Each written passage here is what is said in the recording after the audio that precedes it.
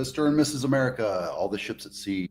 There's a lot of finger pointing going on. Right? It has a lot to do with what's going on with the real estate market and the economy on the whole, right? And yes, the economy has been poised for a recession. We've been in a recession. The car market, the automotive market has been hurting for a bit. I hear about a lot of layoffs. So the tech market's hurting. I know the memory market's hurting right now. It's all cyclical. So you can't pin it down to just one thing. And as I state, the rise in interest rates hurt the housing market. But it was actually a good thing because we were getting so out of control. People were doing whatever they could to buy a house in the frenzy that was the 2021 housing market. It was a firestorm. It was melting everything around it. People were putting $400,000 over list price as is. You can live in my new house for 3 more months over whatever we agreed to. Here's my firstborn baby. It's crazy, right? It was true. It was crazy. And he wrote it. And what we could do is what we could do. It hurt the buyers. It helped the sellers. But if you're moving from one place to another, it hurts you as well. You're still paying a premium on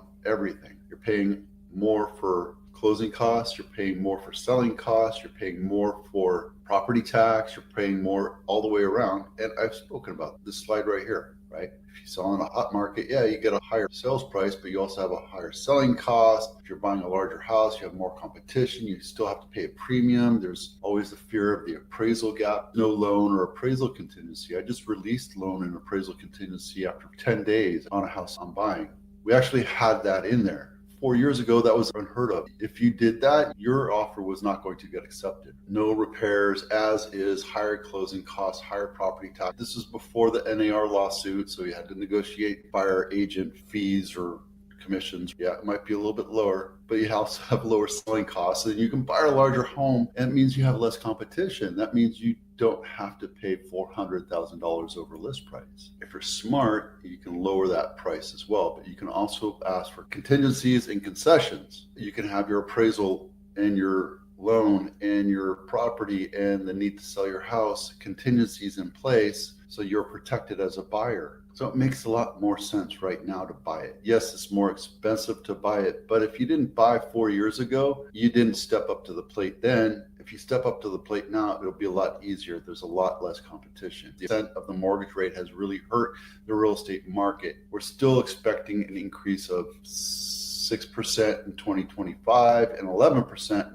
in 2026. I think that's actual numbers because last year was pretty dismal. When it comes to housing market, you can explain the audience, your past clients are all happy, but for new home buyers, their monthly payment obligation has increased. It's not killing the housing market. It's bringing it back to normal. For too long, we've had a seller's market, and the sellers have high expectations, thinking their house is worth so much more money because that's what their same house down the street sold months ago. Things are changing now, right? We're seeing a little bit of contraction, a little bit of buyer hesitation, and buyers are being picky. I always tell you, this is what you should do. Take care of the curb appeal, paint your house, make it look pretty, make it look like the buyer's ready to move in. If you come in and show this house at a premium price and it needs new everything, the buyers are going to go, I can buy this house for $1.8 million and I have to put in a new kitchen, new floors, or I can just move into this house for 1.7. Buyers don't just look at the comps that we provide, right? When we give you comps, it's the exact same bedroom count or maybe 1 or 2 more, depending on if it's a larger house or smaller house, and then a 10% variance in the square footage and the 1 mile radius of that house. So it's a very myopic, very focused, centralist look at what your house is really selling for. But what we don't do is look at the entire market based on that price range and that bedroom count. And I call that the 500-foot view. So I always go out and show you what's out there so you have realistic expectations. Even though these 2 houses sold for more, maybe they had brand new kitchens or new roof or brand new paint everywhere. The buyers are willing to pay for that. So maybe I should readjust my pricing expectation. Just be careful with that, right? All right, so distressed house of the week. This is Monroe, and I think I've spoken about it before. It's 4-bedroom, 2.5 bath. This is 930 Monroe. This is an older house. This is a 120-year-old house, still selling for $1.8 million. And it's right downtown Santa Clara. This is 40 days on market. Oh, let's just go here. Let's take a quick look inside, and there you go. It's old. If you're watching this, a couple days ago, I sent out, tell me what kind of roof line this is. Very unique. So everything's been updated over the last 120 years, but this looks like it was updated back in the 90s. Can't really tell. So it's an older house. Looks like it's in pretty good shape, but it's a bank-owned property, meaning you're buying this as is. They won't agree to repairs. You can do your inspections, which we always say you should do inspections, but there you go. Okay, 40 days on market. I wanted to pop this off real quick. Just go random. Let's take a look at this house. This is 5-bedroom, 3-bath, 2,300 square feet, listed at $2.3 million. Been on market almost 60 days, almost 2 months, and they have to lower the price. Why? Because they're not attracting the market. This is right here, right in our area, right? This is La Colina Park. I live right here. This house has been on market 60 days. It's hurting the market. Maybe they updated it. They did the box brownie photos, but I'm not a fan of them. And everything looks like it's updated. Nice, pretty looking. But 2.3 for a house that's a corner lot on Madison, which is close to Santa Teresa. 2.3, that's high expectations right there. I think that's just overreaching. Oh, this is the ADU. So you have an ADU as well, which means how many bedrooms? 5 bedrooms. So it's standardly a 3-bedroom, and then the other, see, he didn't put an ADU in there. Huh. Okay, anyway, there you go. Something to look at. If you're interested in that, let me know, because it has an ADU. You could put your kids in there or what have you if you want to pay $2 million for that house. This is Cupertino House of the Week. It's a townhouse for $1.2 million.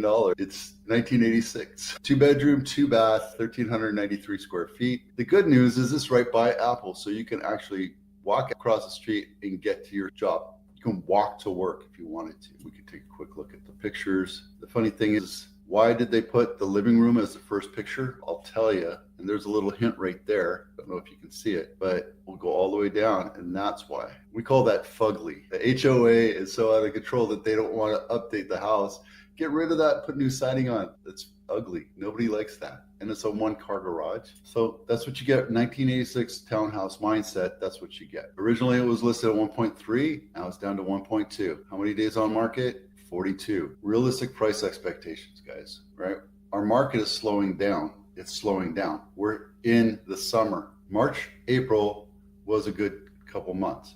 Now we're seeing people go, you know what? I have graduation. My kids are graduating today. They're doing the little walk across the stage thing. So I have my aunt and my mom here, and we're doing all that stuff. But it's just the last thing I'm thinking about is moving, right? Except for the fact that I have to go to a meeting at 11 o'clock. So here's something about curb appeal. Lawn. If you decide to keep a lawn, it constantly needs attention, right? You need to aerate it. You need to manicure it. You need to make sure there's pest control. Yes, you have to spray for pests, right? And you have to mulch and prune. When you go dormant, you have to drop some mulching on it so that the microbiomes absorb the mulch and make the lawn healthier. It's a constant process. You can't just put grass out there and mow it once a week. So understand that a lawn is a high maintenance product. And I have grass in the front and I have grass in the back. But if I had my druthers, I would put low maintenance ground cover on it to make sure I don't have to deal with anything. And I would water it once in a while. There's a ton of different types of plants that you can use, but people expect lawns. It's a weird thing, but it's true. 40 days on market report. We're climbing a little bit in the 40 days on market, but we're staying pretty stable in the 90 days on market. So after 40 days, we're seeing consumption happen a little bit more. People are taking my advice and saying, yeah, I'm just going to wait until I see a house that's a little bit more desperate to sell, which means it's decreased their price or they're trying to find the right buyer. So take my advice when you buy a house that's been on market for a bit, because they're looking a little bit desperate, right? Even if they have adjusted the price and it's been on market 40, 50, 60 days, it means the price needs to come down, and a buyer can come in there and negotiate that down a little bit. And bank owns were pretty nominal. There's nothing jumping up here. So this was a spike. I have to go back and fix that. And then the red one, the green and the yellow. So nothing's spiking up for that. For San Jose, we're looking at a slight decrease. Seeing inventory tick up, which was great since January. We're seeing that, and this is absolutely what we need, but we need to get past the 800 unit mark in order for it to come closer to a balanced market. I almost say that we're in a balanced market right now because buyers are being picky. Buyers are negotiating. Buyers are getting concession. 44% of the buyers across the sample of houses that they were looking at received concessions. We need to be about 1,800 to be a balanced market in Santa Clara County, but we're leveling off right now. So we're not where we need to be, but because the market's taking longer to sell, I think we're seeing it become more of a balanced market. Maybe 1,500 is the balanced market that we're looking for. It's not a seller's market, not a buyer's market, but there you go. That's it for now.